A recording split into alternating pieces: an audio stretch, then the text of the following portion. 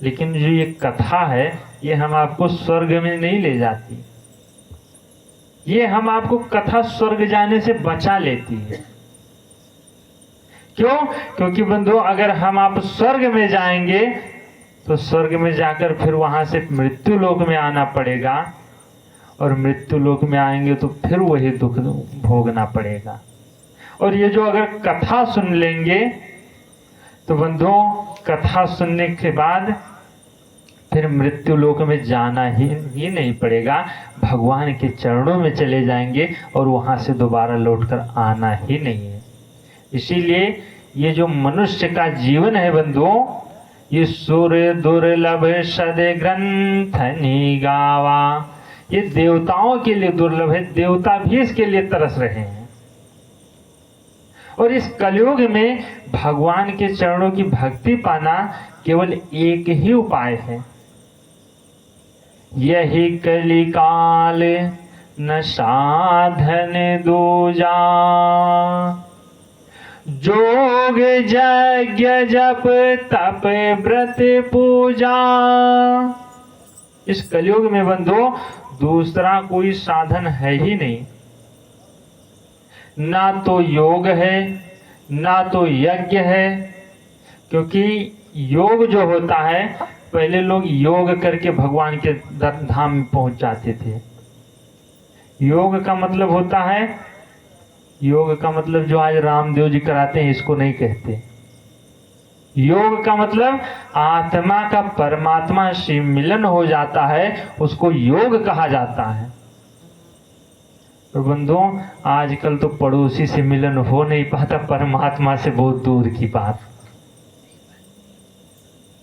ना तो योग हो सकता ना तो यज्ञ हो सकती है। क्यों? क्योंकि बंधुओं पहले जब यज्ञ हुआ करती थी तो त्रेता युग में यज्ञ होती थी, द्वापर में भी यज्ञ होना बंद हो गई। क्योंकि यज्ञ में जो औषधियां पड़ती थी वो धीरे धीरे द्वापर युग से ही नष्ट होना शुरू हो गई, और आज सब औषधियां नष्ट हो गई यज्ञ में जितनी पड़ती थी। यहां तक कि देसी गाय का घी पड़ता था, और आज अगर गांव में ढूंढने लोगों की देसी गाय का घी मिल जाए तो बंधु दुर्लभ हो जाता है।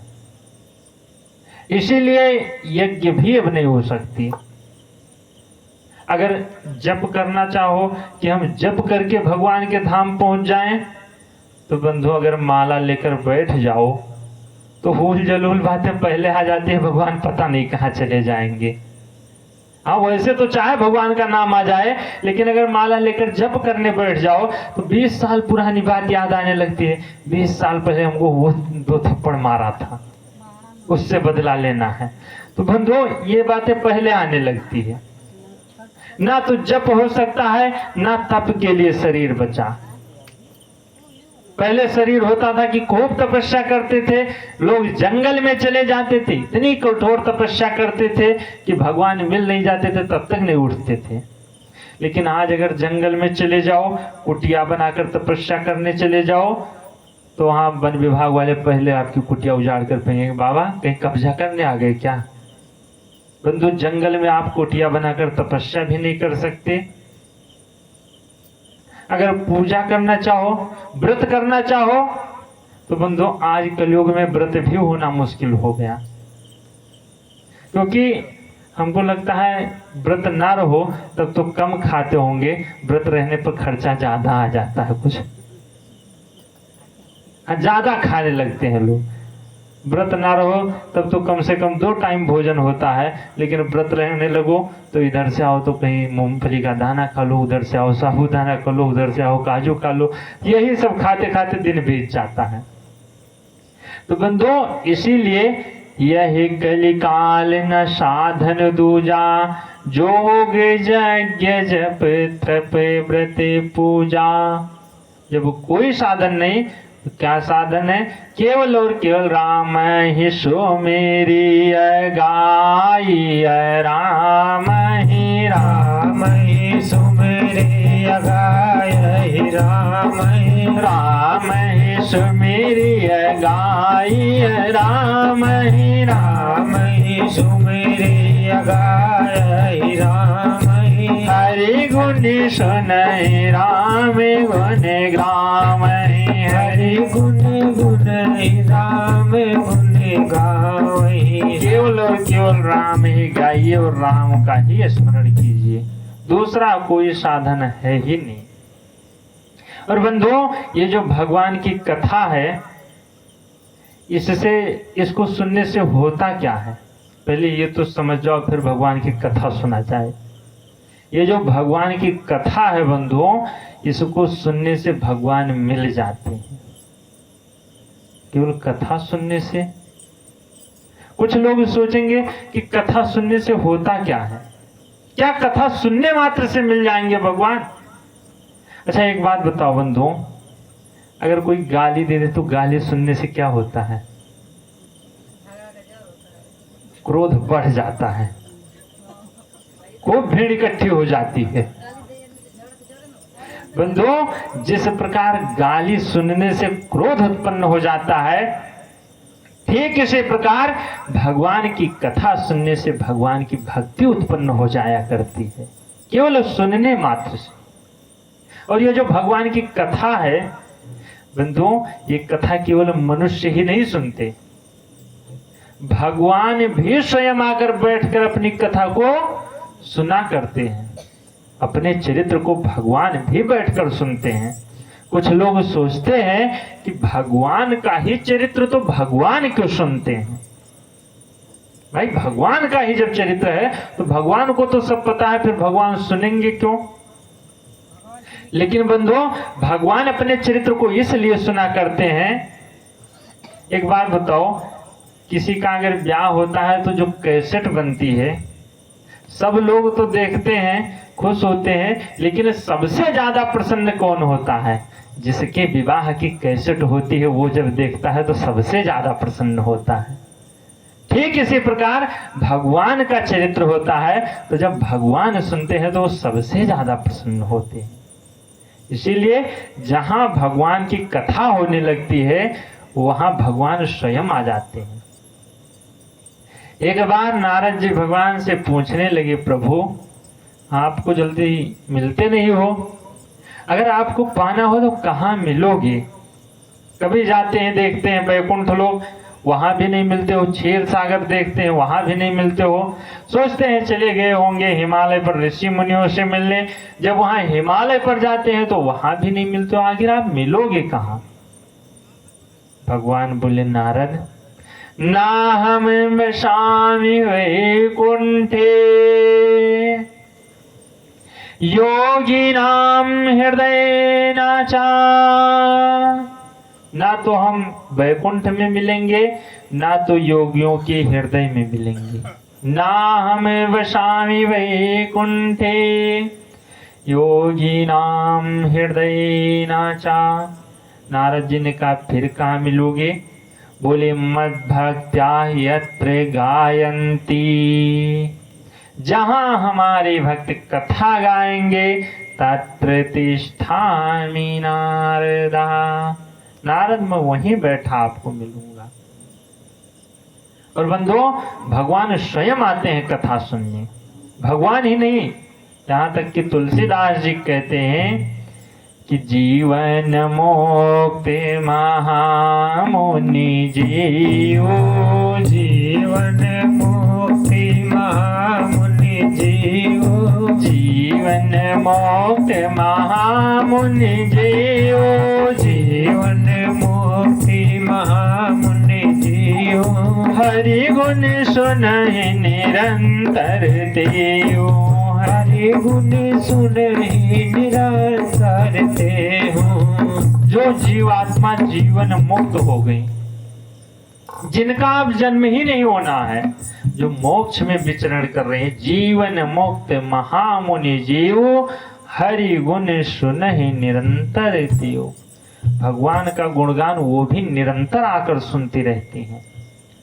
और इतना ही नहीं, हमारे जितने तीर्थ हैं, कहते हैं तत्रैव गंगा जमुना त्रिवेणी गोदावरी सिंधु सरस्वती चा। हमारे जितने तीर्थ हैं, जितनी नदियां हैं, सर्वाणि तीर्थानि वसन्ति तत्रः, सारे तीर्थ आकर यहीं बस जाया करते हैं। कहाँ? यत्र चतोदार कथा प्रसंगा, जहां भगवान के भक्त कथा गाते हैं बंधुओं, सारे तीर्थ आकर विराजमान हो जाते हैं।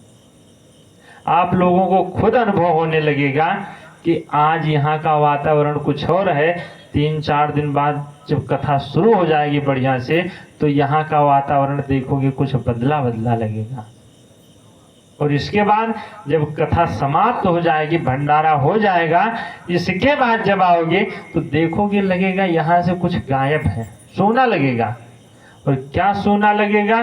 जो देवी देवता तीर्थ आकर बस जाते हैं वही अपनी अपनी झोली उठाते हैं और यहाँ से चले भी जाया करते हैं, इसीलिए सोना लगने लगता है।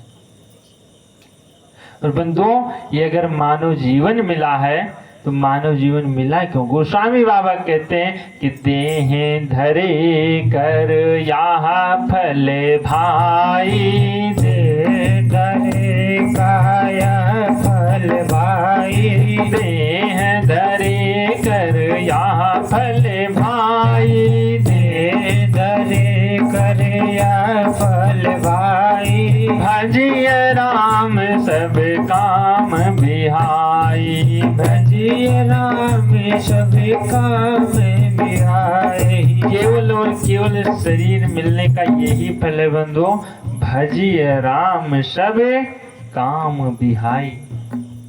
हम आप आए हैं तो यहाँ पैसा कमाने के लिए नहीं आए हैं, बिल्डिंग बनवाने के लिए नहीं आए हैं। आए हैं तो किस लिए आए हैं? केवल और केवल भगवान का भजन करने के लिए आए हैं। ये जो शरीर मिला है बंधुओं, ये केवल भजन करने के लिए ही मिला है। बंधुओं, भगवान जब किसी की बात को सुनते हैं, भगवान 2 बार बहुत हंसते हैं। एक बार किसी ने भगवान से पूछा, प्रभु आप हंसते कब हो? आपको तो हम कभी हंसते नहीं देखे। अच्छा, भगवान ठहाका मारकर कभी नहीं हंसते। एक बार नारद जी पूछने लगे कि प्रभु आप ठहाका मार कर कब हंसते हो? अच्छा, कभी भगवान को आप लोग ठहाका मारकर हंसते देखे हो? नहीं, फोटो में तो देखे होंगे, मूर्ति में भगवान मुस्कुराते दिखाई पड़े होंगे कि कभी ऐसे हा हा हा हा हा ठहाका मारकर हंसे, ताली पीटकर, ऐसी तो कहीं चित्र नहीं देखे होंगे। नारद जी पूछने लगे कि प्रभु आप हंसते कब हो? भगवान बोले, नारद हमको 2 बार बहुत हंसी आती है। नारद जी से भगवान बोले कि हमको 2 बार बहुत हंसी आती है। नारद जी ने कहा, प्रभु कब हंसते हो?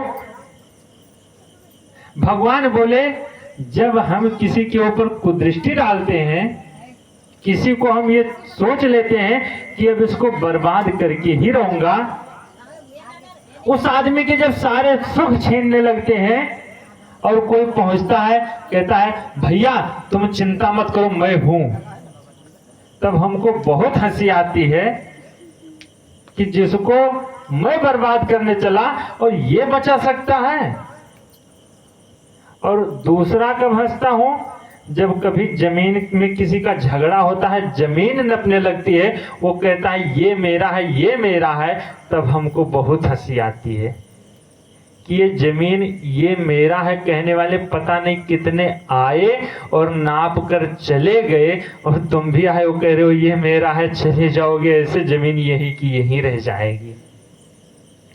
तो बंधु, हम आप जब आए हैं तो यहाँ जमीन नापने के लिए और बिल्डिंग बनवाने के लिए नहीं आए हैं। हम आपको भगवान ने जो मानव जीवन दिया है, भगवान कहते हैं, एक बार की घटना, संसार में जितने जीव हैं सब पहुंच गए ब्रह्मा जी के पास। ब्रह्मा जी से कहने लगे, ब्रह्मा जी ये बताओ आप मनुष्य को इतना महत्व देते हो कि बड़े भाग मानुष तन पावा, नर तन सम नहीं कौनो देहि, मनुष्य के समान कोई शरीर नहीं है, ऐसा क्यों करते हो? जानवर कहने लगे महाराज इस संसार में जितना अत्याचार मनुष्य करता है उतना अत्याचार कोई जानवर नहीं करता। ब्रह्मा जी ने कहा मनुष्य तो भाई सबसे बड़ा भागी माना गया है, आखिर मनुष्य ने क्या अत्याचार किया? तब तक गाय निकली, बोली ब्रह्मा जी आप हमारे यहाँ दूध देते हो बछड़े को पीने के लिए, लेकिन जो ही हमारा बछड़ा पृथ्वी पर आता है मनुष्य हमारे बच्चे को बांधकर और पूरा दूध खुद पी जाता है, इतना अत्याचारी मनुष्य हो गया। तब तक गधा निकला, बोला ब्रह्मा जी आप हमको भेजे हो कि जाओ तुम वहां को से मनुष्य की सेवा करना, लेकिन मनुष्य हमको बांध लेता है और दिन भर हमको काम कराता है, यहाँ तक कि पानी भी नहीं देता, दाना भी नहीं देता। हम जाते हैं अपना पेट भरते हैं, फिर पकड़कर बांध लेता है, फिर अपना काम लगाता है, फिर जब काम करके थक जाते हैं तो छोड़ देता है, अपना पेट भरते हैं। इतना अत्याचार मनुष्य करता है। भेड़ निकली, भेड़ कहने लगी ब्रह्मा जी हमारे बाल देते हो कि जाओ गर्मी में धूप से रक्षा करेंगे, ठंडक में ठंडी से रक्षा करेंगे, लेकिन मनुष्य एक ऐसा प्राणी है कि जो हमको पकड़कर सारे बाल मोड़ लेता है और बाल को मोड़कर अपनी व्यवस्था में लगा लेता है। तब तक बकरी निकली, बोली अरे तुम्हारे तो बाल ही मोड़ता है, मनुष्य तो हमको ही मोड़कर खा जाता है, हम किससे जाए कहने? ब्रह्मा जी ने कहा इतना अत्याचारी मनुष्य? बोले हाँ महाराज। ब्रह्मा जी ने कहा लेकिन मनुष्य तो बड़ा भागी है, बहुत भाग्यशाली। जानवरों ने कहा महाराज क्यों उसको इतना महत्व मिला? ब्रह्मा जी ने कहा भैया मनुष्य को ही बुलाकर पूछ लिया जाए कि भाई मनुष्य के अंदर क्या खासियत है। अब इधर से मनुष्य की तरफ से एक आदमी पहुंचा और जब वहां पहुंचा ब्रह्मा जी के पास, ब्रह्मा जी ने कहा भैया तुम इनको बताओ तुमको इतना महत्व क्यों मिला? बड़े भाग मानुष तन पावा क्यों कहा गया? मनुष्य सोचने लगा कि आखिर हमको बड़भागी कहा क्यों गया। ब्रह्मा जी ने कहा बताओ इनको। मनुष्य कहने लगा हम बहुत मीठा बोलते हैं इसलिए हमको महत्व मिला। तब तक कोयल निकली, बोली हमसे भी मीठा बोलोगे? आखिर जब तुम मीठा बोलते हो तो हमारा उदाहरण देते हैं कि जैसे कोयल बोल रहा है। मनुष्य सोचने लगा कि कोयल से मीठा नहीं बोल सकते, फिर क्यों महत्व मिला? मनुष्य कहने लगा भैया हम बहुत सुंदर हैं इसलिए महत्व मिला। तब तक हिरण निकली, बोली जब तुम सुंदर लगते हो तो हमारा उदाहरण देते हैं कि जैसे हिरण है इतना सुंदर, तुम्हारे तो रंग भी उतर जाते हैं कपड़े के, हमारे त्वचा के रंग भी कभी नहीं उतरते। मनुष्य सोचने लगा कि इससे ज्यादा सुंदर भी नहीं बन सकते। मनुष्य ने कहा भैया हम बहुत बलवान हैं इसलिए महत्व मिला। तब तक शेर दहाड़ा, आओ एक बार लड़ लो पता लगे कौन बलवान है। मनुष्य सोचा इससे बलवान भी नहीं हो सकते, बोला हम बहुत बड़े हैं संसार में इसलिए महत्व मिला। तब तक हाथी निकला, बोला एक बार नाप लो पता लगे कितने बड़े हो। मनुष्य सोचा कि इससे बड़े भी नहीं हो सकते, परेशान हो गया बेचारा। बोला भैया हम बहुत चालाक हैं इसलिए महत्व मिला। चालाक तो खूब है मनुष्य। अब जब बोला हम बहुत चालाक हैं तब तक कौवा निकल पड़ा, बोला तुम चालाक हो हमसे भी चालाक बनोगे क्या? जब कोई चालाक बनता है तो कौवे का उदाहरण दिया जाता है कि पूरा कौवा है। जब मनुष्य के पास कोई ऑप्शन नहीं बचा, कोई विकल्प नहीं बचा, मनुष्य कहने लगा भैया हमको महत्व इसलिए मिला है क्योंकि हम सबसे ज्यादा मूर्ख हैं। तब तक गधा निकला, बोला भैया हमसे भी ज्यादा मूर्ख बनोगे। अब बेचारा परेशान हो गया। ब्रह्मा जी ने कहा देखो तुमको महत्व इसलिए नहीं मिला है कि तुम बड़े हो, तुम सुंदर हो, तुम अच्छे लगते हो, तुम मीठा बोलते हो, तुमको इसलिए महत्व नहीं मिला क्योंकि बंधु अगर हम आप यही सब देखेंगे तो जानवर हमसे आगे जा रहे हैं। बंधुओं, अगर इस संसार में मनुष्य को महत्व मिला है, ब्रह्मा जी ने कहा इसलिए महत्व दिया गया क्योंकि ये जो मनुष्य का शरीर मिला है यह ऐसा साधन है, ये साधन धाम मोक्ष करे द्वारा, साधन धाम मोक्ष करे द्वारा, पाई न जहीं पर लोक संवारा, पाई न जहीं पर लोक सवारा, नर तन पाई विषय मन देहि, नर तन पाई विषय मन देहि, पलटि सुधाते सठ विष लेहि, पलटि सुधाते सठ विष लेहि, साधन धाम मोक्ष करे द्वारा,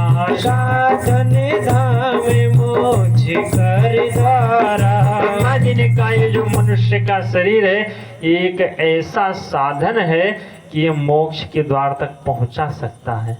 बंधुओं, बाकी कोई ऐसा साधन नहीं जो हम आपको मोक्ष के द्वार तक पहुंचा पाए। और ये जो साधन मिला है इसको कहा जाता है स्वर्ग नरक अपवर्ग निशेनी। निशेनी का मतलब सीढ़ी होती है। ये जो मनुष्य का शरीर है ये हमको स्वर्ग में भी पहुंचा सकती है और नरक में भी गिरा सकती है। ऐसा मत सोचो कि सीढ़ी का काम केवल चढ़ना ही है। बंधु, सीढ़ी का काम उतरना भी होता है। इसी मानव शरीर से हम आप स्वर्ग नरक अपवर्ग निशेनी, स्वर्ग में भी जा सकते हैं, नरक में भी जा सकते हैं और मोक्ष के द्वार पर भी पहुंच सकते हैं। बस अंतर क्या है कि स्वर्ग में जाने के लिए, नरक में जाने के लिए बस केवल दिशा का अंतर होता है। और ये कथा क्या करती है बंधुओं, ये जो भगवान की कथा है ये जीवन की दिशा को बदल दिया करती है। और जब जीवन की दिशा बदल जाती है तो जीवन की दशा अपने आप बदल जाया करती है। और ये गोस्वामी तुलसीदास जी महाराज हम आपके ऊपर बहुत बड़ी कृपा किए जो पावन श्री रामचरितमानस को लिख दिए। बंधुओं, ये रामचरितमानस जब लिखा गया इसके पहले भगवान के अनंतों चरित्र लिखे गए। वाल्मीकि जी लिखे, महर्षि कंबन ने लिखा, जितने ऋषियों ने लिखा भगवान के चरित्र को सबका नाम रामायण लिखे। वाल्मीकि को देखा जाए, वाल्मीकि जी ने लिखा उसका नाम वाल्मीकि रामायण, महर्षि कंबन ने लिखा कंब रामायण, अध्यात्म रामायण, अद्भुत रामायण। आज तक जितने राम जी के चरित्र लिखे गए सबका नाम रामायण पड़ा। लेकिन जब गोस्वामी तुलसीदास जी लिखने लगे तो इसका नाम रामायण नहीं लिखे। क्या नाम लिखे? रामचरितमानस यही नामा। इसका नाम रामचरितमानस लिखे। रामचरितमानस लिखे क्यों? क्योंकि बंधुओं, मानस का मतलब होता है मानसरोवर, अर्थात गंगा जी के समान ये पावन है। सकल लोक जग पावनी गंगा, जिस प्रकार गंगा जी पावन करती हैं जगत को, लेकिन गंगा जी सारे संसार को पावन नहीं कर सकती, केवल घाट घाट को पावन करती है। गंगा जी जहां जाती है उस घाट को पवित्र करती हैं। लेकिन ये जो भगवान की कथा है बंधुओं, इस सारे जगत में जाकर और उस जगत को ही पावन कर देती है। गंगा जी में नहाने के लिए आपको गंगा जी के पास जाना पड़ेगा, लेकिन ये राम जी की चरित्र की जो गंगा है इसमें नहाने के लिए बंधु आपको इसके पास नहीं, ये स्वयं आपके दरवाजे पर चलकर आ जाया करेगी। इसीलिए इसका नाम रामचरितमानस लिखा गया। और बंधुओं, जब तुलसीदास जी राम जी का चरित्र लिखने लगे तो जब राम जी का चरित्र लिखना शुरू किए तो इसको सबसे पहले संस्कृत भाषा में लिखे। और जब पूरा दिन संस्कृत भाषा में लिखते और शाम को संध्या वंदन करके भगवान का भजन पूजन करके और जब सो जाते तो सुबह उठते देखते कि जितने पेज लिखे रहते सब खत्म रहता, एक भी अक्षर नहीं, सब मिट जाता। ऐसे जब 3-4 बार लिखे तो एक रात भगवान शंकर उनको स्वप्न दिए कि तुलसीदास जी, जो भगवान का चरित्र आप संस्कृत में लिख रहे हो उसको संस्कृत में ना लिखकर आप अवधी भाषा, अपनी भाषा में लिखो। तुलसीदास जी ने कहा महाराज ठीक है, और तुलसीदास जी दूसरे दिन अवधी भाषा में लिखना शुरू किए। और इसी रामचरितमानस को बंधुओं जब अवधी भाषा में लिखे तो पूरा राम जी का चरित्र लिख दिया गया। अच्छा, और जितने रामायण हैं, आपके घर में कोई रामायण नहीं होगा, लेकिन जो रामचरितमानस है बंधुओं हमको लगता है हर घर में ये होगा। कोई ऐसा घर चाहे बचा हो जिस घर में ना हो, अन्यथा ये सबके घर में है। और बंधुओं रामायण जितने लिखे गए सब संस्कृत में, लेकिन रामायण के एक भी श्लोक किसी को नहीं याद रहते कि किसी को रामायण के एक कोई श्लोक याद है। लेकिन ये जो रामचरितमानस है इसमें बंधुओं कोई ऐसा जीव नहीं है, कोई ऐसा व्यक्ति नहीं है कि जिसको एक भी चौपाई ना याद हो। प्रत्येक व्यक्ति को रामचरितमानस की चाहे एक ही लाइन याद हो, लेकिन सबको याद है। कुछ लोग सोचते होंगे हमको नहीं याद है, लेकिन बंधु याद सबको है, चाहे एक ही लाइन याद हो। क्यों? क्योंकि सबको याद है, सबको यही नहीं पता कि ये रामचरितमानस की लाइन है। अच्छा, अगर कुछ भी नहीं याद होगा तो लोगों को इतना तो याद होगा, मंगल भवन या मंगल हारी, मंगल भवन या मंगल हारी, प्रभु सुदशरथ अजिर बिहारी, प्रभु दशरथ अजिर बिहारी। बंधुओं इतना तो सबको याद होगा। अगर ये भी नहीं याद होगा तो इतना तो याद होगा, श्री गुरु चरण सरोज रजे, निज मनो मुकुर सुधारी। इतना तो सबको याद होगा। ये भी रामचरितमानस का ही दोहा है। अयोध्या कांड का सबसे पहला दोहा यही है। तो बंधुओं ये रामचरितमानस की चाहे एक ही चौपाई याद हो, लेकिन याद सबको है। ये रामचरितमानस की महिमा। और गोस्वामी तुलसीदास जी सर्वप्रथम 7 श्लोक में इसका वर्णन किए हैं। सबसे पहले माता सरस्वती जी का और गणेश जी का वंदन किए। वर्णानाम अर्थसंज्ञानाम रसानाम छंदसामपि मंगलानाम च कर्तारो वंदे वाणी विनायको। और दूसरे श्लोक में भगवान शंकर और पार्वती जी का वंदन किए। भवानी शंकरो वंदे श्रद्धा विश्वास रूपिणो। भगवान शंकर और माता भवानी पार्वती जी का, जो कि श्रद्धा विश्वास रूपिणो याभ्याम विना न पश्यन्ति सिद्धा शान्तस्थमीश्वरम्।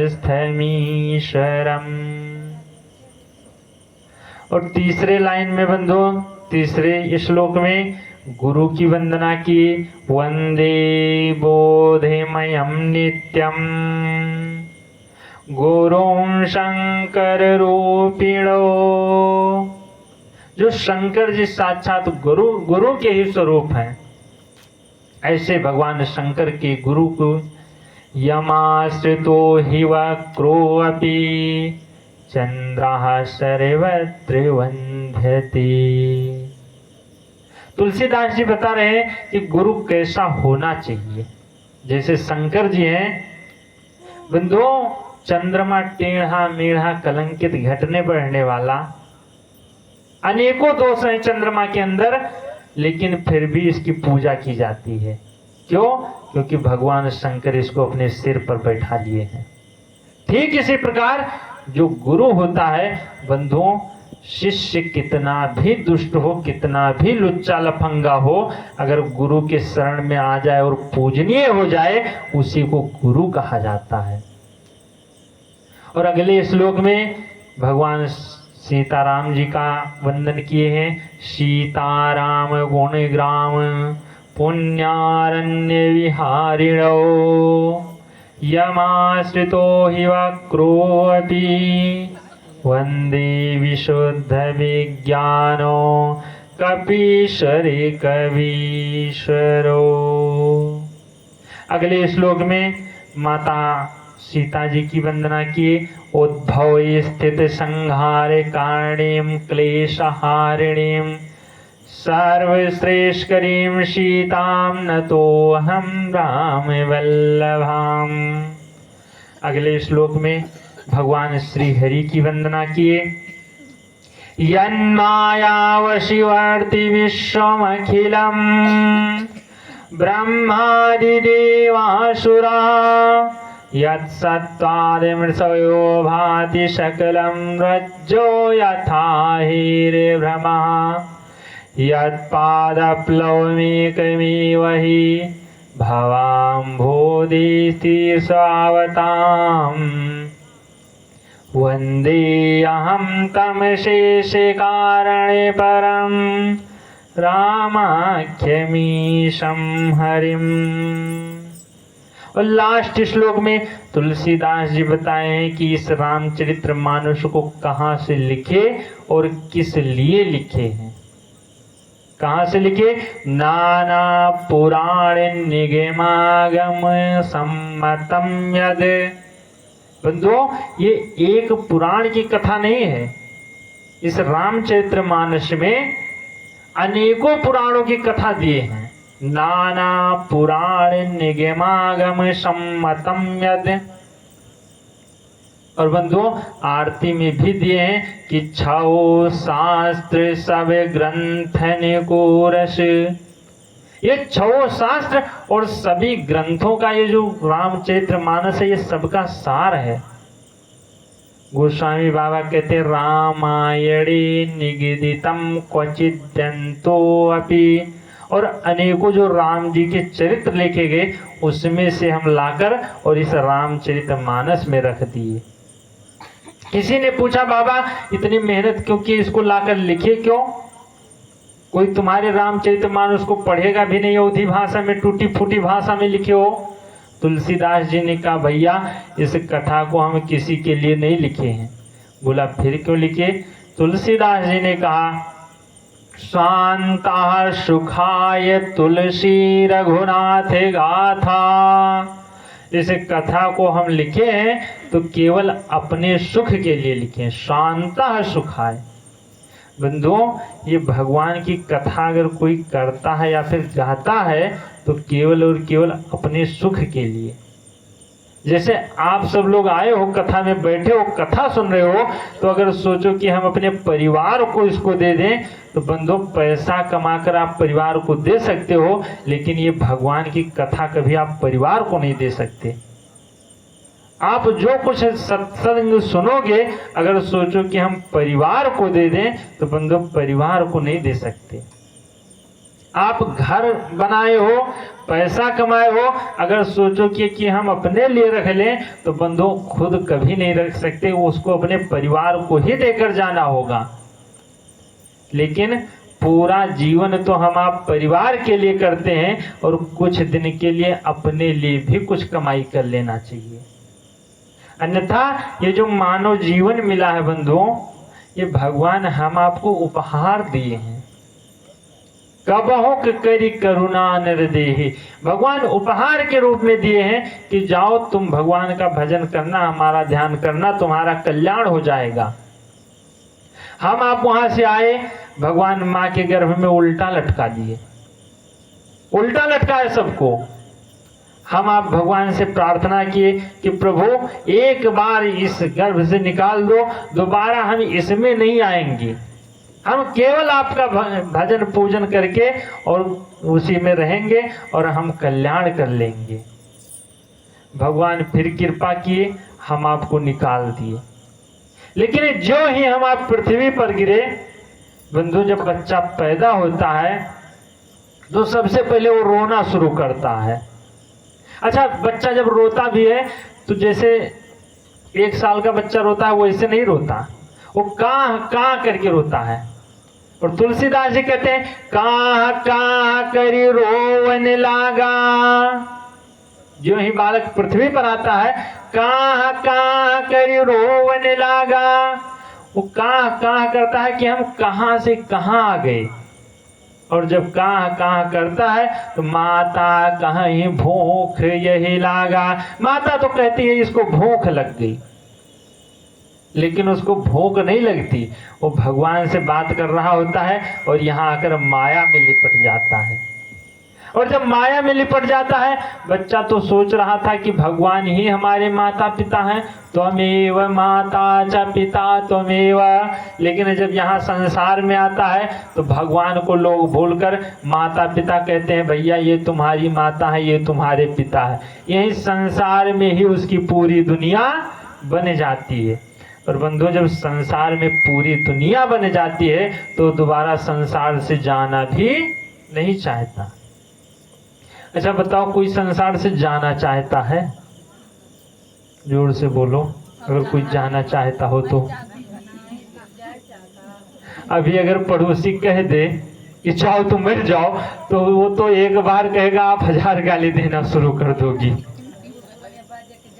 बंधु, इस संसार में कोई जाना नहीं चाहता। अच्छा, सबसे ज्यादा डर अगर जीव को लगता है तो केवल मृत्यु का डर लगता है। मृत्यु से ही जीव को भय लगता है, इससे ज्यादा भय किसी को नहीं लगता। क्यों? क्योंकि ये जो जीव है बंधु, अनेकों बार मर चुका और अनेकों बार जन्म ले चुका, और मरने से ज्यादा कष्ट किसी को होता नहीं, इसीलिए ये जीव मरना नहीं चाहता, मरने से सबसे ज्यादा डरता है। लेकिन बंधु, सबको पता है यहाँ रहना नहीं है, यहाँ से एक ना एक दिन जाना ही है, कि किसी को यहाँ रहना भी है। अच्छा, कहीं न्योता करने जाना हो तो हम लोग तैयारी करते हैं, बैग 3 दिन पहले ही पैक कर लेते हैं। 3 दिन से, यहाँ तक कि 10 दिन पहले से ही कपड़ा उपड़ा बढ़िया बढ़िया सुंदर खरीद लाएंगे, 10 दिन पहले से तैयारी करेंगे। क्यों? क्योंकि 3 दिन के लिए जाना है न्योता करने। लेकिन हम आपको जहां पर हमेशा के लिए जाना होता है, वहां के लिए कोई तैयारी करते हैं क्या? जाने की चिंता ही नहीं रखते। कम से कम जाने की चिंता करना चाहिए। अगर जाने की चिंता होती तो यहां तैयारी करना शुरू कर देते। अगर चिंता होने लगे जाने की तो बंधु यहाँ की माया से मतलब ही ना रह जाता। जाने की चिंता तो है ही नहीं किसी को। बंधु, जाने की चिंता होती किसको है? अच्छा, एक बात बताओ, अगर कोई पागल अपने घर से निकलता है तो जब चला जाता है तो क्या उसको घर लौटने की चिंता होती है? नहीं चिंता होती। क्यों? क्योंकि पागल है, वो तो जाएगा, अपना रात्रि भी बीत जाएगी, दिन भी बीत जाएगा, 2-4 दिन भी बीत जाएगा, कोई चिंता नहीं। लेकिन अगर एक बुद्धिमान आदमी घर से निकलेगा तो शाम तक उसको लौटने की चिंता होती है कि हमको क्या क्या घर से लेकर जाना है, घर में क्या नहीं है, क्या लेकर जाना है, क्या उपयोग होना है, बाल बच्चे क्या खाएंगे। उसको घर लौटने की, घर के सामान की चिंता होती है कि वहां हम कैसे रहेंगे, क्या खाएंगे। क्यों? क्योंकि बुद्धिमान आदमी है। बंधु, इस संसार में हम आप भी आए हैं और क्या लेकर जाना है इसकी चिंता होनी चाहिए। कहते हैं तैयारी तो खूब किए हैं, लेकिन ले क्या जाना है ये भी तो व्यवस्था करना चाहिए। सामान अपना पैक कर लेना चाहिए, क्या लेकर जाना है। बंधु, वहां ये पैसा नहीं काम आएगा, अकाउंट नहीं काम आएगा, एटीएम कार्ड नहीं ले जाने को पाओगे। वहां जितना हम आप पुण्य कर्म करेंगे, जितना परमार्थ करेंगे, जितना उपकार करेंगे, जितना सत्संग करेंगे, वही ले जा सकते हैं। तो कम से कम उसकी व्यवस्था तो कर लेनी चाहिए। और अगर वहां जाने की चिंता नहीं है तो समझ जाओ जैसे पागल भटक रहा है, वैसे हम आप भटक रहे हैं, जाने की अपने घर चिंता नहीं है। बोलिए सियावर रामचंद्र भगवान की। अब जाने की व्यवस्था, भगवान की जो कथा है बंधुओं हम लोग कल श्रवण करेंगे। आज की कथा को यहीं विराम दे रहे हैं। आगे कल पुनः 7 बजे से भगवान की मंगलमयी कथा शुरू होगी। आज तो अभी कथा की भूमिका थी, बाकी भगवान की कल्याणमयी कथा जिसको सुनने से कल्याण होना है, कल से हम आप 7 बजे से और 8:30-9 बजे तक भगवान की जितनी इच्छा होगी हम लोग श्रवण करेंगे। इसके बाद आइए 2 मिनट भाव से भगवान के नाम का स्मरण किया जाए। सीताराम हनुमान सीताराम हनुमान सीताराम हनुमान सीताराम हनुमान सीताराम हनुमान सीताराम हनुमान सीताराम हनुमान सीताराम हनुमान राधे श्याम हनुमान राधे श्याम हनुमान राधे श्याम हनुमान राधे श्याम हनुमान सीताराम हनुमान सीताराम